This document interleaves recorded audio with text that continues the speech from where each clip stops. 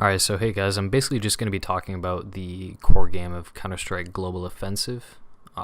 Later on, I'm going to be talking about the history of the game, what sets it apart from other shooters, how there's really minimal aim down sights. I'm also going to be talking about the skins and the customization in the game and everything behind that. And then I'm going to go into the pro scene and kind of what sets that apart and how it impacted the industry. So guys, what you're watching right now is just some clips I recorded just in matchmaking.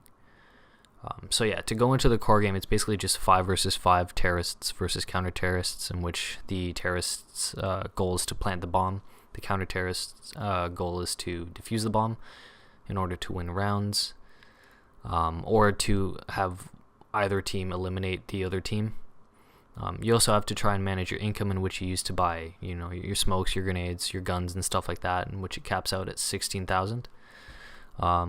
Matches go up until whoever wins 16 rounds out of 30. Obviously 16 because it's above half. Or you could tie 15-15, but the total round count is of 30.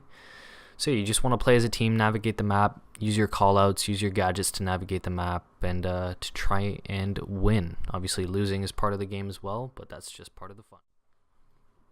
Okay, so my favorite thing about Counter-Strike is the fact that there's a pretty steep learning curve in order to get pretty decent at the game. So when people start playing the game, they start shooting at somebody like this and they wonder why they won't die. The crosshair's on him and stuff like that. It's aiming at the head, it's aiming at the torso, and they can't aim down the sights. Well, that's because there's only 2 guns in Counter-Strike that have, full auto that can aim down the sights, and that's the AUG and the SG553. New players are better with them just because they can aim down the sights and kind of tap, but they still do have spray patterns, and that's probably my favorite thing, is learning how to adapt to the spray, learning how to, use the gadgets and navigate the maps well and stuff like that. In order to win, it just feels more rewarding. So an uncontrolled spray pattern looks something like this, just as an example, and a controlled spray pattern, which is the main objective obviously when you're shooting at somebody, looks something like this. It's not perfect, but it's still better than the uncontrolled spray pattern. Alright, so on to the skin portion. So I'm here on CSGOstash.com, which is basically an online area where you can look at every single skin available to you in CSGO and all the information on that skin as well. So for example, the AK-47 and the Neon Rider skin, on the right hand side you can see it's priced for the most perfect condition as well as the price for the least perfect condition. The stat track is basically just a small kill counter on this side of the gun that Valve added. It's a cool niche. You can also see all its conditions here just by hovering over.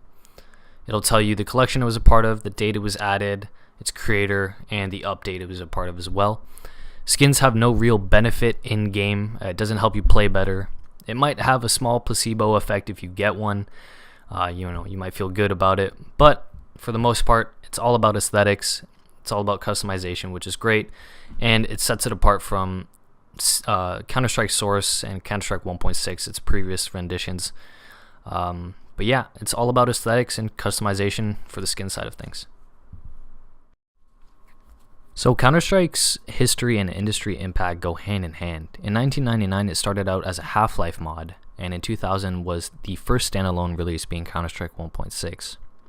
Valve introduced the new Source engine in 2004, which housed Counter-Strike Source, and in 2012, Valve released Counter-Strike Global Offensive, which is the most popular and latest rendition of the game series to date.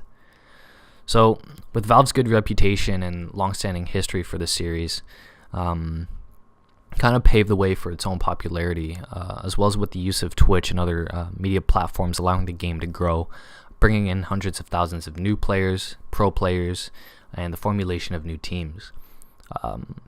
Viewers saw that the game had a steep learning curve, and that it was unlike other first-person shooters of its time. You couldn't aim down the sights. The game looked very bare bones. It looked very basic, but it was pretty difficult to play. The game's not for everyone. People will have their own preference in genres, but for me, I really enjoy competitive games, and Counter-Strike just felt right when I first picked it up and started playing it.